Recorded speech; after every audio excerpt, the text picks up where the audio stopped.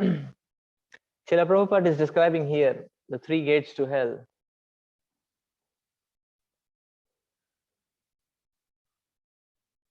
Lust, anger, and greed. Lust, anger, and greed. That is what creates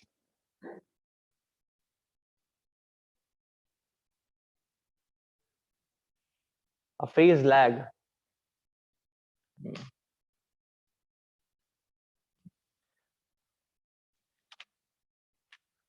The phase lag between our potentiality and what we could have achieved, and where do we stand.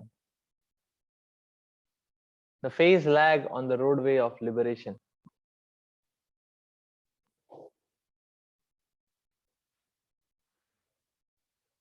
So what a misnomer.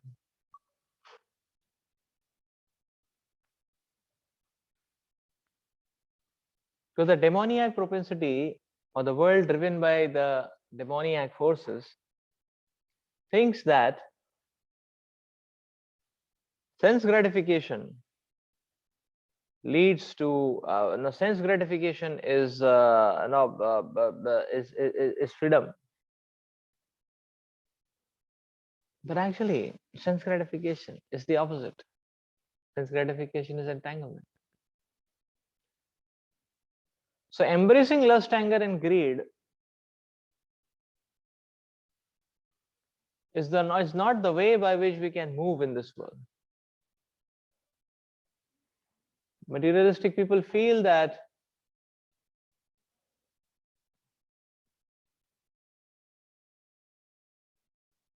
unless one is aggressive enough, unless you are passionate enough and you are aggressive enough, unless you are ambitious enough, then you cannot achieve anything.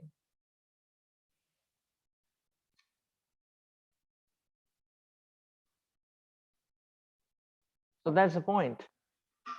They want to see that passion, they want to see that ambition.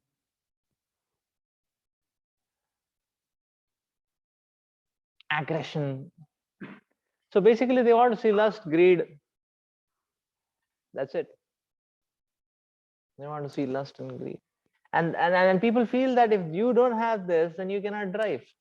You cannot do anything, actually. But the point is that having lust and greed is a short way of being entangled in the hands of Maya. Then one becomes a sold out slave to Maya, or a sold out agent to Maya. And thus one accelerates himself towards hell. That's why the Lord is describing these three gates as gateways to hell.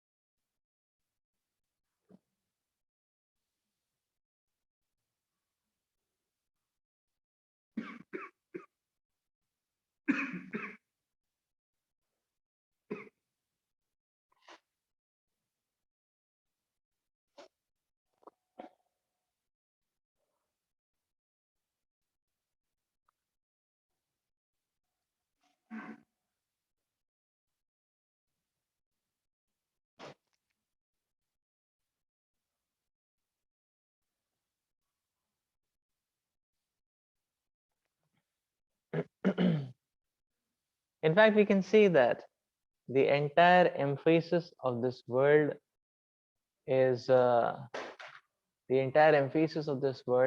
just to increase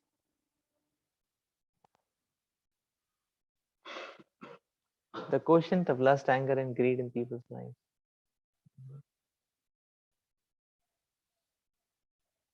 That's all. Life progression is all about that.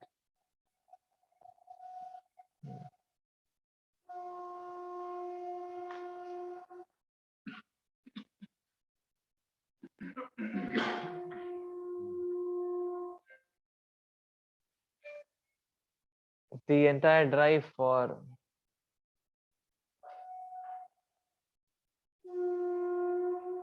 ambition is about actually training a person to become more and more greedy.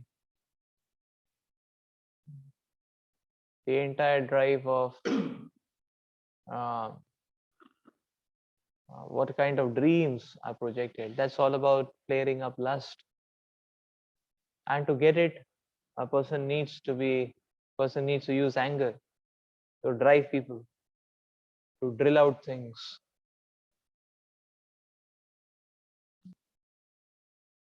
It gets promoted by the drive of aggression.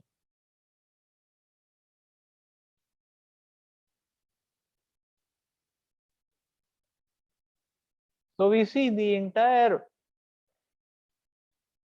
uh, education system, the entire training is geared towards that objective. And people give some place value to spirituality in the form of ethics. They say, okay, spirituality is needed a little bit for some ethics. And what these ethics are supposed to do, yeah, these ethics are supposed to make them more successful. That's what people want. That means they want to go on their trajectory of they want to go on.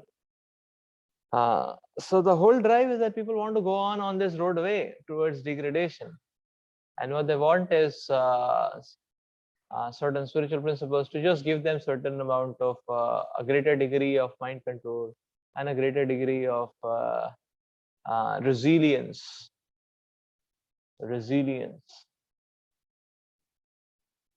or grit,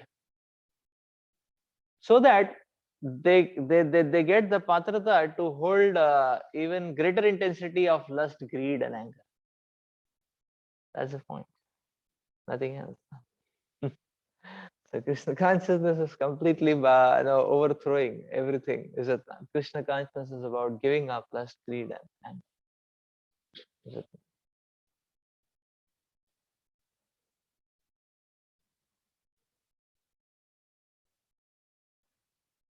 Krishna consciousness is about giving up lust, greed, and anger.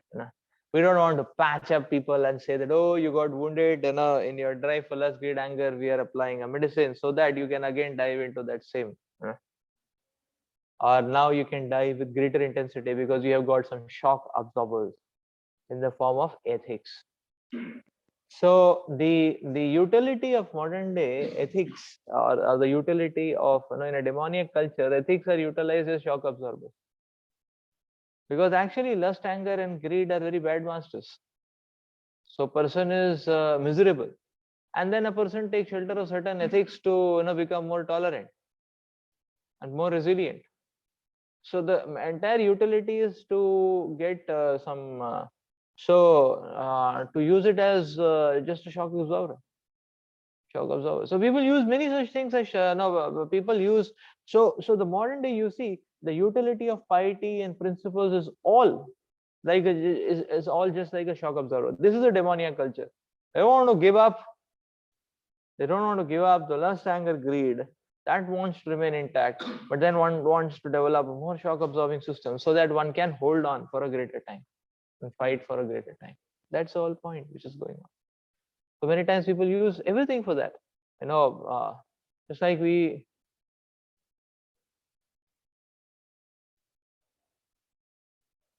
Just like we see uh, people use piety for that purpose. Uh, uh, so people might go to temple, but then they only go to temple. It's just like, okay, or people go only to church for the sake of probably confessing their sins, or for the sake of getting having a feel good feeling. But when they come out, uh,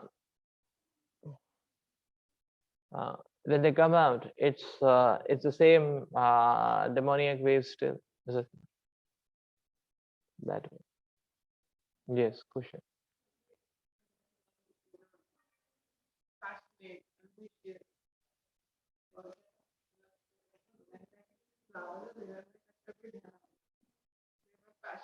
ambition.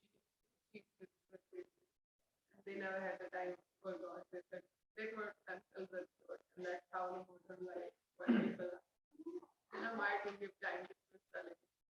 They are the maker of our destiny. They are God.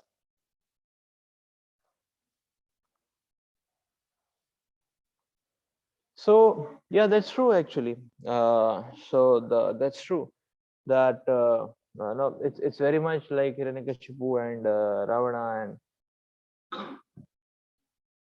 Hiranyaksha, lusty and greedy. So the point is that people feel that Krishna consciousness uh, should so people feel that piety spirituality should only give a patch up effect, or should only give an enhancement effect into their whole setting, whereas Krishna consciousness is about reinstallation. Krishna consciousness is about reinstallation. This is an important principle because many times people say that okay, bhakti is all about that, okay, you can do whatever you are doing, you can be in whatever you are in, and you just have to uh, and you can come to temple in between. You can come to temple in between. So that is not the fabric of Krishna consciousness. The divine, the domains of divinity start from the point when one when one starts to explore the redefining concepts. So ataha to brahma jigyasa is the starting point of divinity, and ataha to brahma jigyasa means a redefinition of concepts. Now we want to redefine why you want to act, who am I, who is God. That is Atahato Brahma Jigyasa. That means redefining, is it not? Not that, okay, the world is running after money, I will also run after money. The world is running after fame, I'll also run after fame. Maybe I'll go to temple in between, Going and coming from the airport, I can visit the temple, No, not that way. The redefinition has to start. Otherwise, one is on the divine territory. There is no otherwise one is simply on the demoniac pathway, actually the gateway to hell, as the Lord is telling. And if you use piety or a touch of spirituality as a shock absorber, then actually it won't save us from going to hell. That's the whole point. It will not save us from going to hell. So Krishna consciousness is about redefining. Now Varnashrama is not a patch-up. That point has to be understood. Now here Prabhupada is talking about regulation, and Prabhupada is talking about Krishna consciousness, and then Prabhupada is talking about Varnashrama. That Varnashrama is not a patch-up. That has to be understood. The modern day setting is the modern day setting gives the place value or to spirituality at best as patch-up. But Varnashrama is not a patch-up. Krishna is in the center of Varna Dharma. A Varna Dharma has Krishna as the center. Therefore, all kinds of material interface is very, very regulated in Varna Dharma. All the kinds of material interface is very, very regulated. So it is a redefined, reinstalled concept, is it not? Where Krishna is fully installed.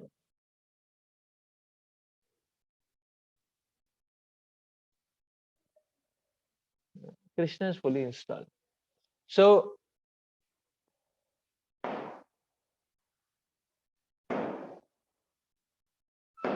yes, in Varna Dharma it is said that okay, we said that okay, a devotee will not have to,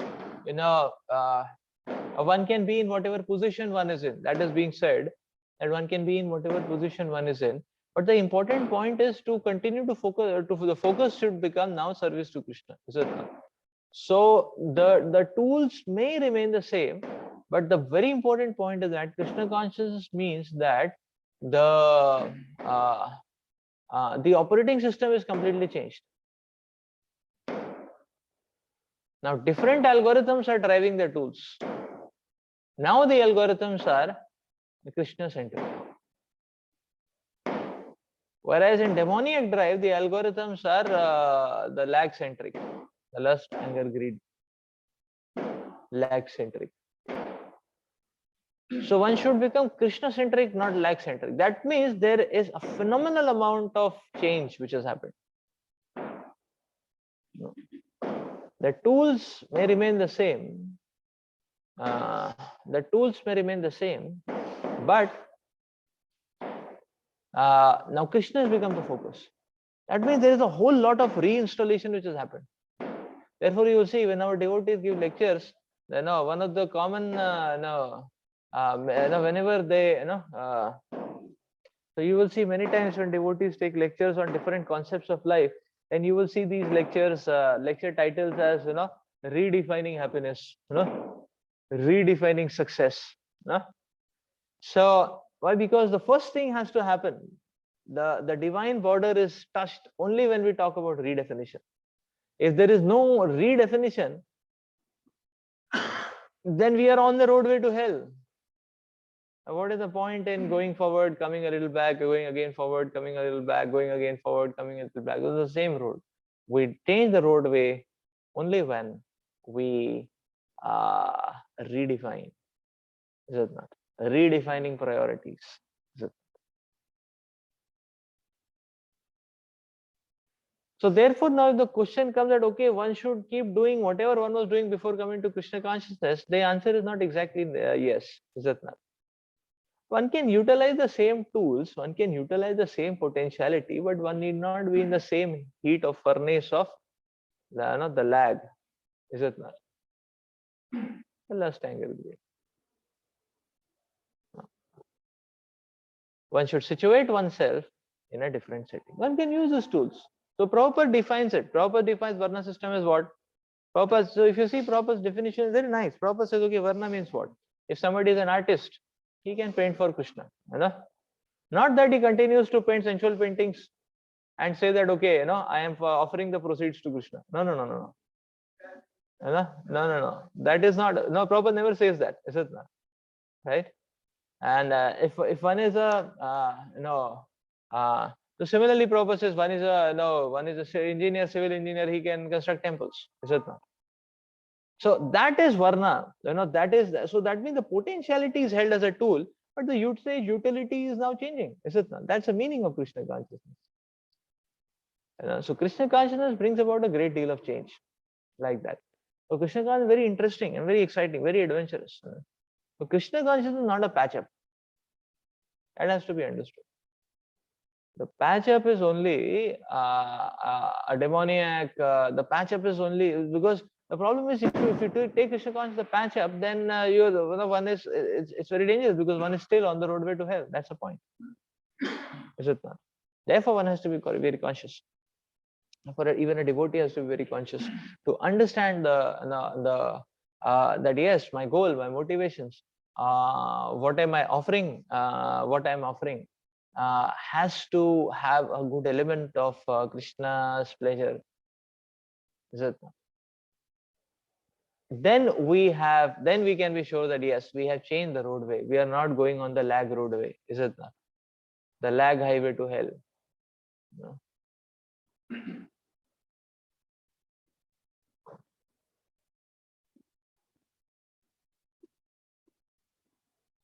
Okay, let's read further. Yes. Question.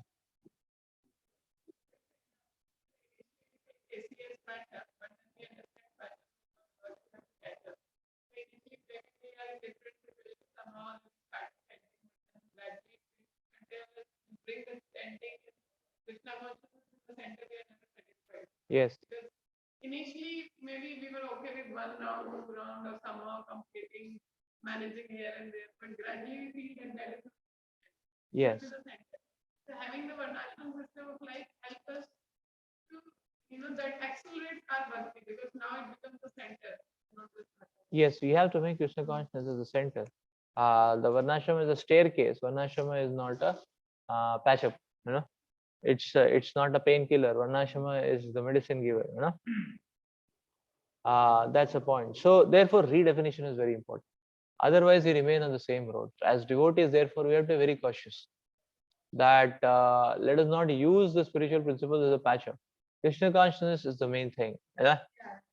And then slowly, as we become more and more serious, then we'll say Krishna consciousness is the only thing. Is it not? And everything else subservient to Krishna consciousness. यह शास्त्र विधिमुत्सृज्य वर्तते कामकारता न स सिद्धिम् अवाप्नोति न सुखम न पराम गतिम्. He who discards spiritual injunctions and acts according to his own whims attains neither perfection nor happiness nor the supreme destination. As described before, the Shastra Vidhi or the direction of the Shastra is given to the different castes and orders of human society. Everyone is expected to follow these rules and regulations. If one does not follow them and acts whimsically according to his lust, greed, and desire, then he will never be perfect. In other words, a man may theoretically know all these things, but if he does not apply them in his own life, then he is known to be the lowest of mankind. In the human form of life, a living entity is expected to be sane and to follow the regulations given for elevating his life to the highest platform. But if he does not follow them, then he degrades himself. But even if he follows the rules and regulations and the moral principles and ultimately does not come to the stage of understanding the Supreme Lord, then all his knowledge becomes spoiled. And even if he accepts the existence of God, if he does not engage himself in the service of God, his attempts are spoiled. Therefore, one should gradually raise himself to the platform of Krishna consciousness and devotional service. It is then and there that he can attain the highest perfectional stage, not otherwise. The word kamakarataha is very significant.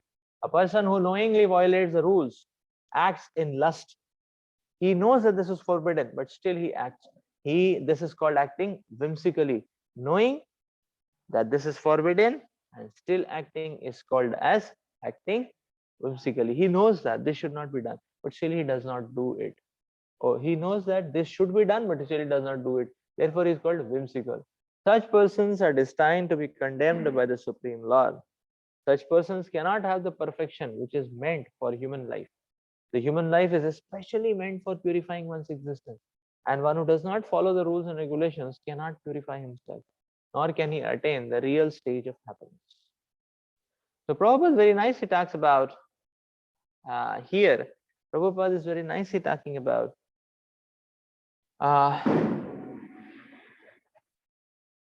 that yes, when a person acts whimsically, he neither attains perfection, nor is he neither does he attain perfection, nor does he attain happiness.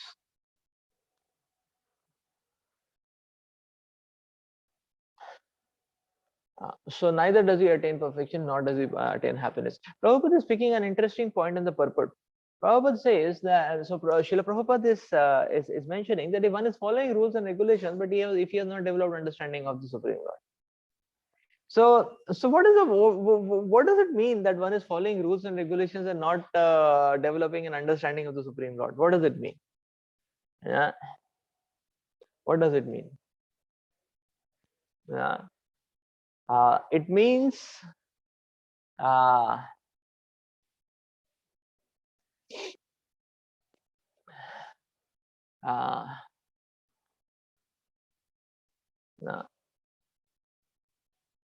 So basically, it means not giving sufficient priority to Krishna consciousness, is it not? Now, the rules and regulations are being followed. So not giving sufficient priority to Krishna consciousness. That means if Krishna consciousness is not the priority, what is priority? Lag is the priority. Left triangle view. Lag.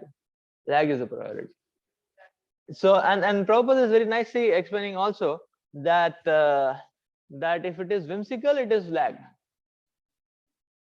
So either we are following dictates of the Shastra and the Shastra width, or if you are not doing that, then we are following the dictates of lag. Is it not? There is no third thing which we are doing. Either it is Shastra or it is lag. and therefore actually the point is that now the rules and regulations can be of within Krishna consciousness can be used to serve Krishna, but can also be used to promote lack in a subtle way now, is it not? The gross domain Krishna consciousness boundaries, very strong. No, there are very strong walls, is it not? Like 4 regulative principles, very strong walls. No meat eating. There is no if but there. No, there is no gambling, intoxication, and so there is no if but there. There is no speculation there. There is no question. It's very strongly prohibited, is it not? Now, then what happens is that when the strong wall is created, then actually the same disease can occur on a little subtler platform, is it not? So you will see any strong boundary, any strong boundary protects to some extent, is it not? But then the same problem can exist on a subtler level, is it not? Like say for example, no intoxication, no meat eating, so no gambling, like that, no illicit sex. So the gross is understood, but then the same Maya starts coming in a subtle way. Now, so the same Maya starts coming in. So gambling, but the same Maya comes in drive for now money. So people feel okay, what to do with share market and so many. So it comes in a different form. Now it's in a subtle form. So because it is subtle, it's controversial even in devotee community. Okay, should one invest? Should one not invest? How much one should give time to share market? How much one should take the risk? This, that. So it's the same drive, no? So again, you see, as soon as now there is a dicey situation, the lag has come into picture. Similarly, that the drive for say illicit sex. Now it comes inside the laptop, is it not? It comes inside the laptop. That way. So what should one watch on YouTube and what should one not watch on YouTube? So what should one watch? What should one not watch? So the same drive is there actually.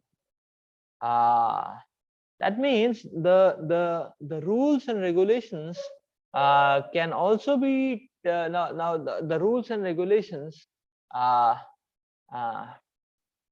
It's like it's like you see you have to Krishna consciousness is quite dynamic. The setting of life is quite dynamic. So the principles of Krishna consciousness have to be applied at every checkpoint, not one-time application. Not a one-time application. Sometimes when devotees feel okay that we are devotees because every day we put tilak in the morning. Every day we are doing we are chanting for some time. We do some arti, and every Sunday we go to the temple. And what more is expected? Sufficient. What more is expected? Sufficient. So that being the case, then the rules and regulations will be tuned in to serve something else, is it not? It's the same lag which is taking over. The lust, anger, and greed. It's the same demoniac roadway which is taking over, is it not? So devotee has to be conscious. We have to understand that every take of life is a checkpoint, and at every checkpoint, the principles of Krishna consciousness have to be applied. Yeah. Like that. And therefore, Prabhupada is making the point that if one may be knowing these principles, but if he is not applying, then that is demoniac. Is it not? We are knowing the principles, but we are not applying, then that is demoniac. So that is the demoniac roadway. So it will not lead to perfection, it will not lead to happiness. A person will be neither perfection nor happiness. And then Prabhupada goes on to very beautifully explain what is called as whimsical. So then Prabhupada actually takes this thought process further, and then Prabhupada is telling this is what is called as whimsical. Now, whimsical means two-sided. What is the one side? You know it is not to be done and you do it. And the other side of whimsical is you know this is supposed to be done and you don't do it. Is it not? So we know this is not to be done and we do it, and we know this is not to be done. We know this is to be done and we don't do it. So both sides. This is exactly what is called as whimsical. Is it? And whimsical means taking shelter of lag. Is it not? The lag government has taken over. Is it not? We're on the lag front actually. So we are on the lag front. That's why one has to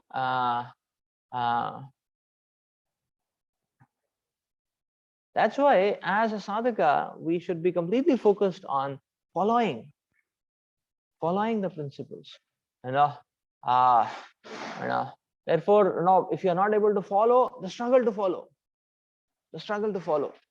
that has to be there. Following has to be there. Follow the struggle to follow, the struggle to follow, because if you don't do anything to follow, then the lag government takes over. And we are on the demoniac rate. Hanji.